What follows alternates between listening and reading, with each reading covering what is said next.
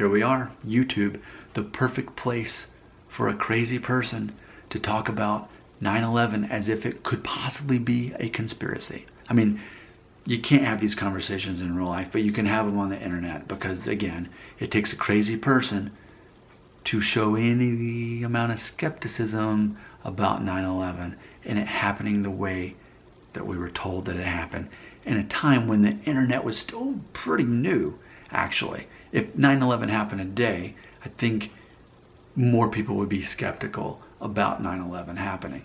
And I've watched pretty much every documentary about 9/11, including British ones, so that way it's from an outside source. And I think a lot of people are skeptical about 9/11 happening the way that we were told that it happened. I'm not here to say that the government definitely planned it and set it out and it was an inside job. I'm not here to say that. I think it's a reality as far as a possibility. In the same way that back when JFK was assassinated, no, you're crazy for saying that was our own government that at least knew about it.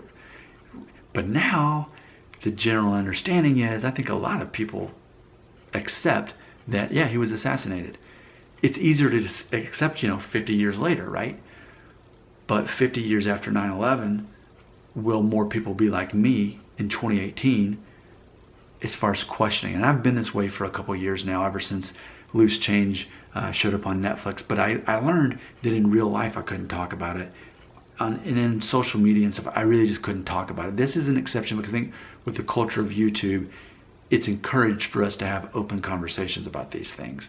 And if people want to say that I'm a weirdo, that I'm a creep, that I'm stupid, that I'm dumb, that I seem more intelligent to talk about such a stupid topic, go ahead and say that. I mean, I'm expecting that. I think in the real world, people definitely don't like people to ever even insinuate that 9/11 didn't happen the way that we were told that it happened.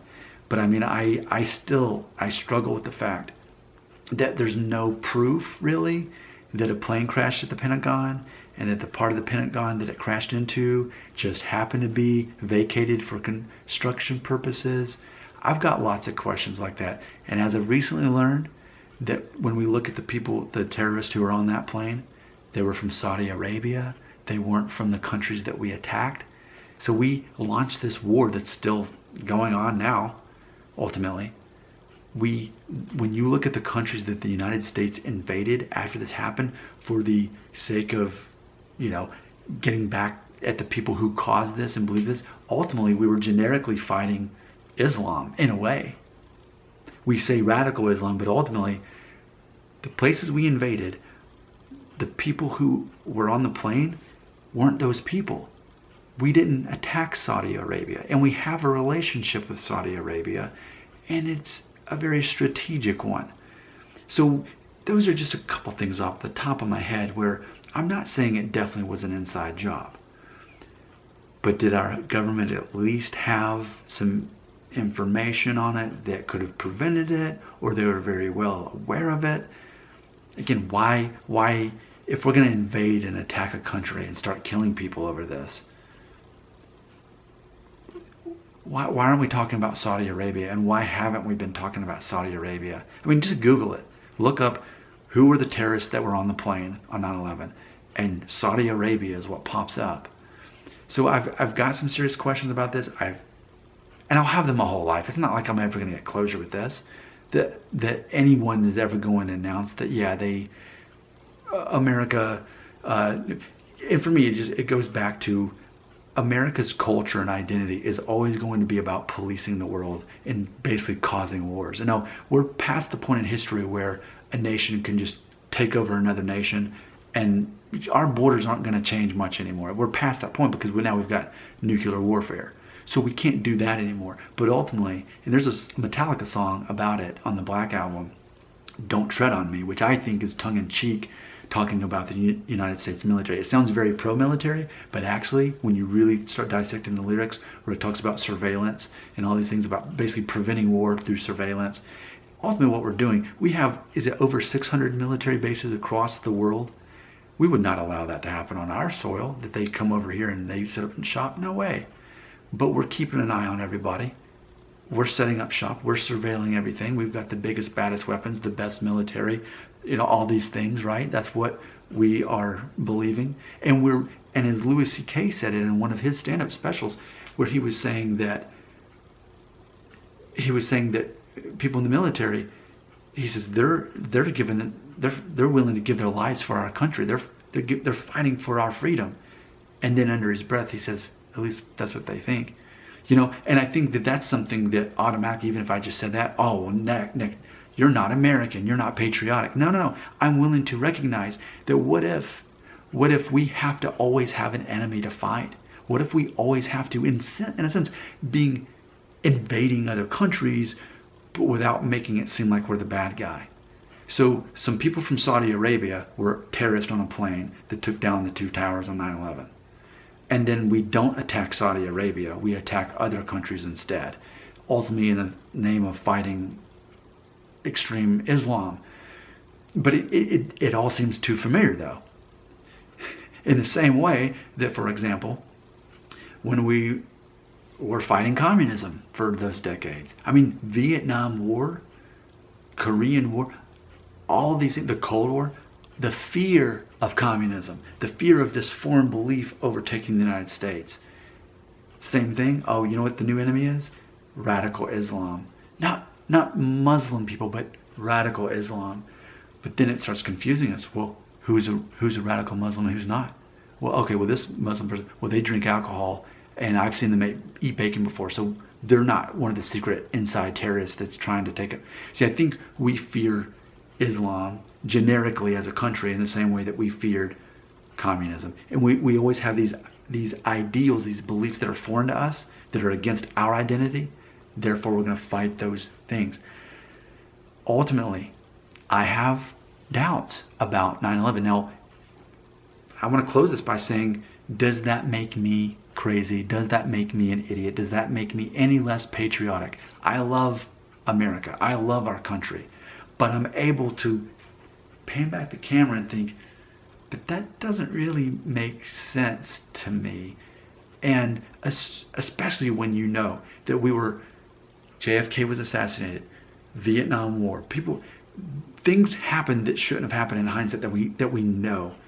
And to think that we're any different than we were, I don't think so. I think for anyone who can recognize, hey, you know what, JFK, yeah, that could have been an inside job.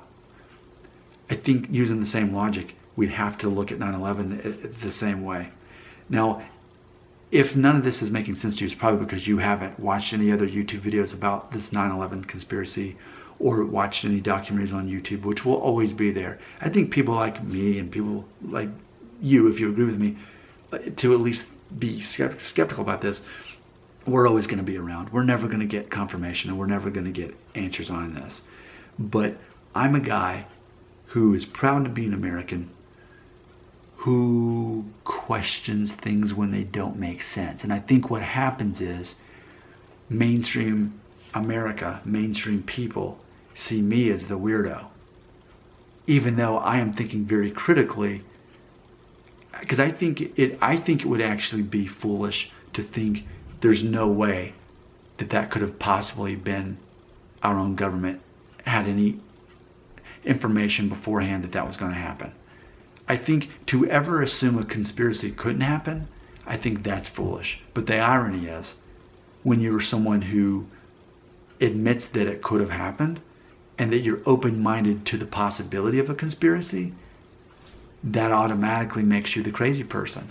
So therefore, I'm the crazy person to so many people. So what I'm expecting, even in the comment section, is I'm expecting people to tell me that I am foolish, I am naive, I am crazy. But believe me, that's the reason why I don't talk about this in real life anymore, because I already know that's what people are going to say. So I guess this is my way of saying, hey, this is me sending out my signal. If there's anyone out there who's like me, who questions it, I'm not some crazy weirdo with a tinfoil hat. I promise I'm not.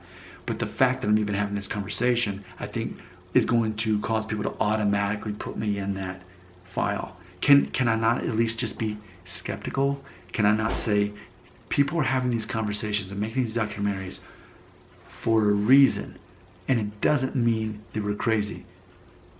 Could JFK assassination been a conspiracy? Could there even be even a conspiracy concept even related to the Vietnam War? A racist war in which if you were less educated and a minority, you were sent off and you gave your life for freedom? Really?